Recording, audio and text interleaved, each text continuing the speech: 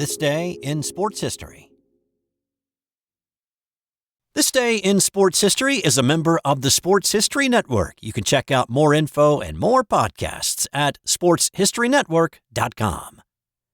It's April 13th, and on this day in 1957, it was a double overtime thriller in a game to decide the NBA World Championship. The St. Louis Hawks and the Boston Celtics were tied at 3 games apiece heading into this decisive Game 7 on this night at the Boston Garden. Neither of these teams had won an NBA championship at this point, but they were both built to win titles, though as it turned out, one more so than the other. This Celtics team had 1957 League MVP Bob Cousy, along with backcourt mate Bill Sharman. They also had 3 great rookies in Bill Russell, Frank Ramsey, and Tommie Heinsohn, who had won Rookie of the Year that season. The Hawks had 1956 League MVP Bob Pettit, along with future Hall of Famers Bob McCauley and Slater Martin. Now, Russell was nearly a St. Louis Hawk. He'd been selected by St. Louis with the 3rd pick in the 1956 draft. But Red Auerbach saw something really special in Russell, and he traded 2 players for him, including McCauley. Heinsohn had been the top pick in that draft, and the combo of Heinsohn and Russell made what happened on this day in '57 possible. Now, Cousy had a great year, hence the MVP, and he'd had a nice finals run. He scored 31 in Game 4, he dished out 19 assists in Game 5, both wins for the Celtics, but Game 7 was one of his worst, and he admitted so much later on. He was a dismal 2 of 20 from the field in this one and scored just 4 points. He did have 11 assists, though. Sharman, his backcourt mate, was only slightly better, hitting 3 of his 20 shots. If it wasn't for Heinsohn scoring and Russell doing everything else, the Hawks would have won their first title. Boston controlled the pace of the game throughout, and at a few points threatened to run away with it behind Heinsohn's 37 points and Russell's 32 rebounds, an NBA Finals Game 7 record. With under a minute to play, Russell hit a layup on the offensive end, and then he sprinted back to block a Hawks layup on the other end. Heinsohn was in awe of that play when it happened, and for all the years after. Well, I've seen memorable plays in the NBA. This has to be the most memorable play I've ever seen. But the Hawks still had some fight in them, and when Pettit sank a pair of free throws in the final seconds of regulation, it tied the game and sent it into overtime number 1. The Celtics again jetted out to a lead only to be reeled back in by St. Louis. Jack Coleman hit the game-tying bucket to send the game to overtime number 2. The Celtics pulled away again after Boston's Jim Loskatoff hit a pair of free throws. The Celtics had a 2-point lead with 2 seconds left on the clock.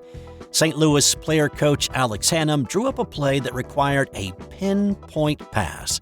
Here's Cousy talking about that final play years later. He stood there, lined that thing up, threw it 94 feet and threw a strike. Hit the middle of that backboard, which was the idea of the drill. Pettit, who was all-world, had already scored about 36. Best shot, little 15-foot jumper facing. It hit, he placed him right at the foul line. Ball hit the backboard, came right into his hand.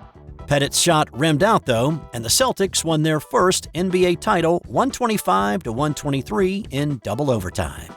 The Hawks would get their revenge the following year behind Pettit's 50-point effort in the final game for their first and only as a franchise, while the Celtics now have 18 and counting. This episode is brought to you by the Sterling Soap Company.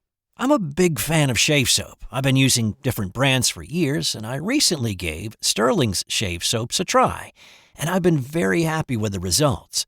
Sterling's shave soaps give you a great lather and a frictionless feel that allows the razor to glide right over the skin for a super close shave. No skin irritation and a clean, refreshing feel with no soapy residue after. I can tell you without a doubt, it's simply the best shave I've ever had. And my wife has noticed too. And here's the thing. With the ability to purchase 1-ounce sample pucks, you can try out different scents to find the right one for you. Give Sterling Soap a try today. Visit sterlingsoap.com. That's STIRLING soap.com.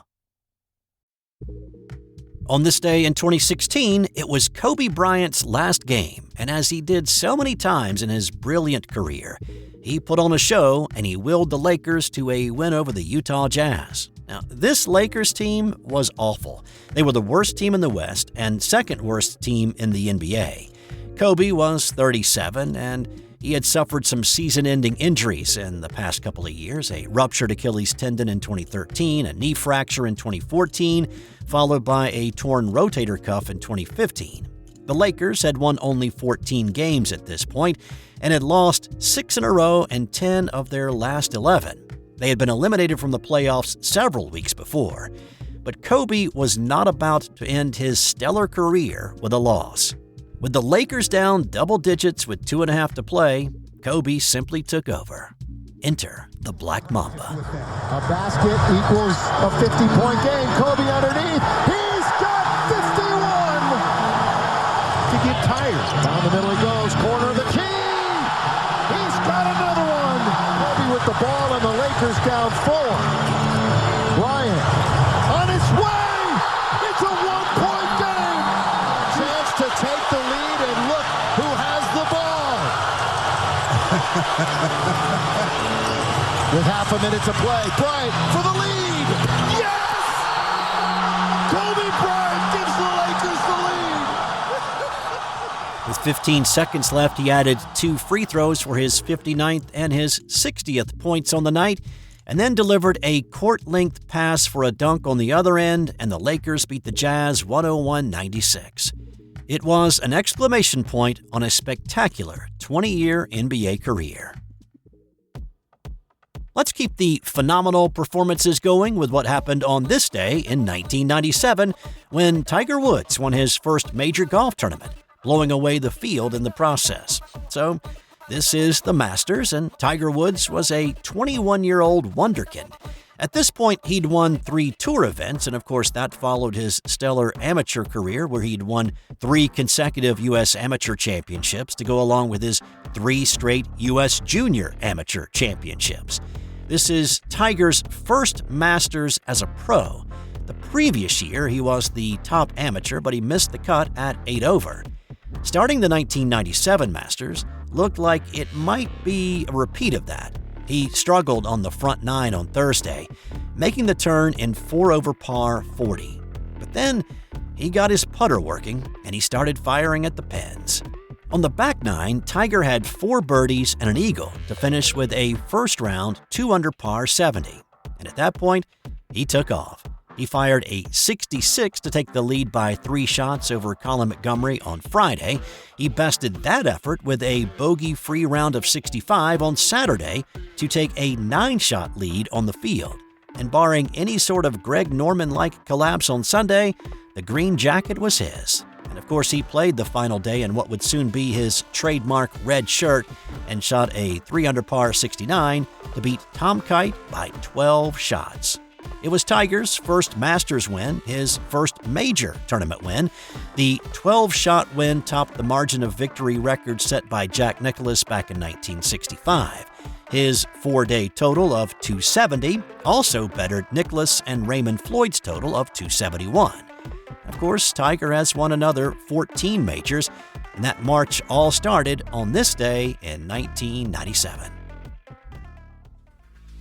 Now, in the unlikely event that Tiger could come back from his Achilles injury and pull off one more miracle Masters win, he would not only tie Jack's mark of 6 green jackets, but at 50-plus, would best Jack's record for becoming the oldest golfer to ever win it. On this day in 1986, the 46-year-old Golden Bear pulled that off, and he did it in dramatic fashion. Nicklaus was 4 shots back of the leaders Tom Kite and Seve Ballesteros on the back 9 on Sunday.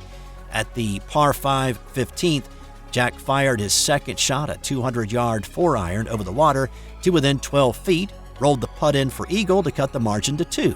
At the par 3 16th, he hit a 3/4 5-iron to within about 6 feet and rolled that one in for birdie. After a few golfers stumbled behind him, he took the lead at 17. Here's Vern Lundquist with his famous call for CBS that day. This is for sole possession of the lead. Maybe. Yes, sir! After parring the 18th, he had to wait for 6 groups to come in. But there was more stumbling in those groups. Ballesteros had a 3-putt bogey on 17 to fall out of contention. Third-round leader Greg Norman had a chance to force a playoff with a par on 18, but his second shot there went right and into the gallery. He could not get up and down, and he finished with a bogey, 1 shot back.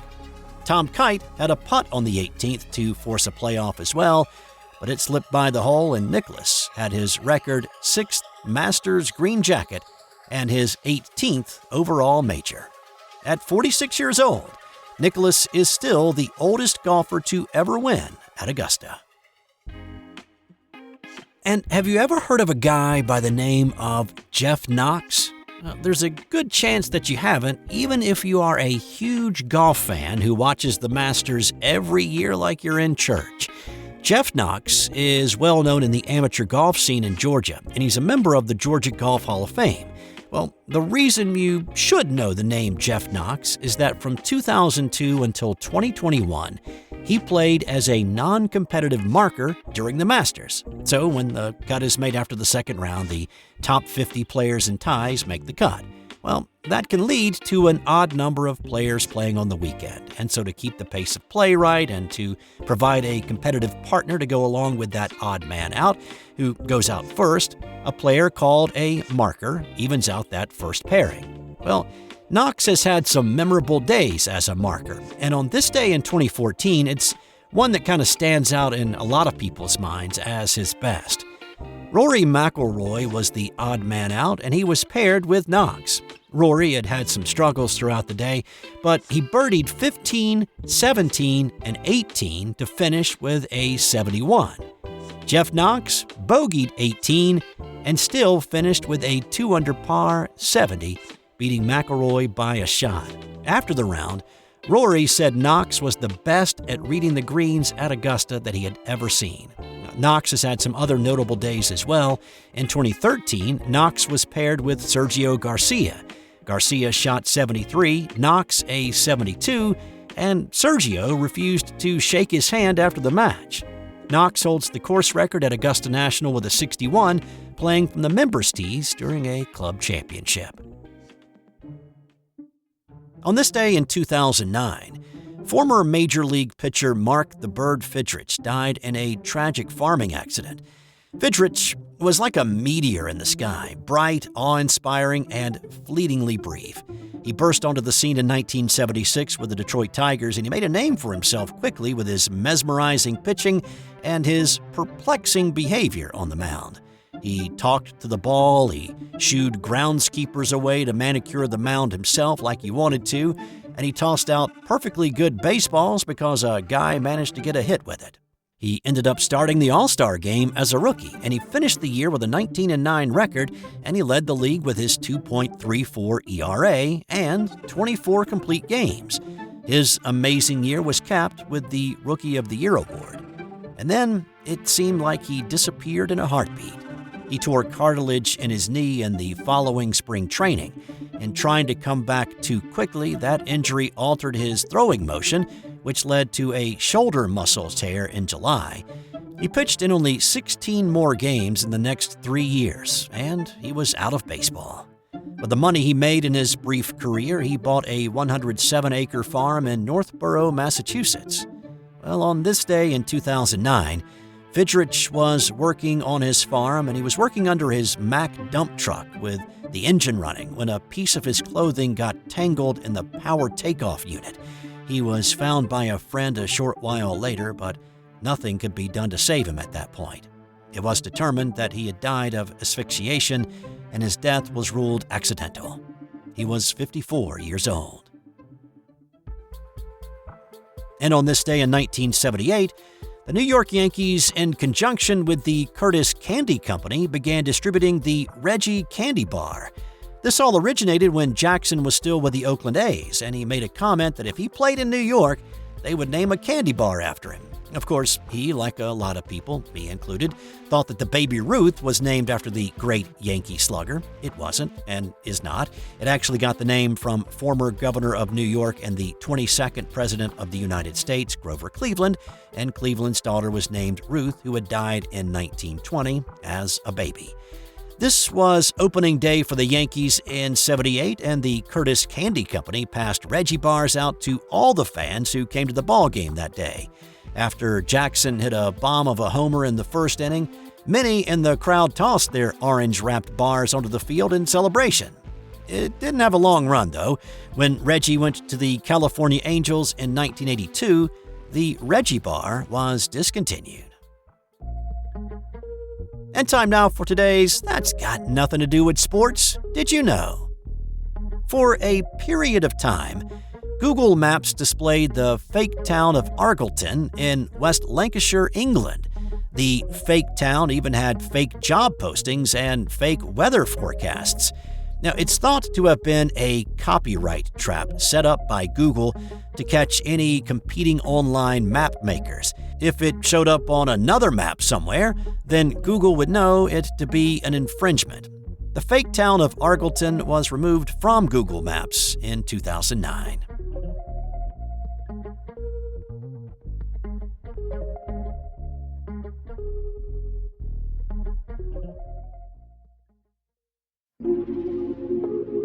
This has been an original Thrive Suite production.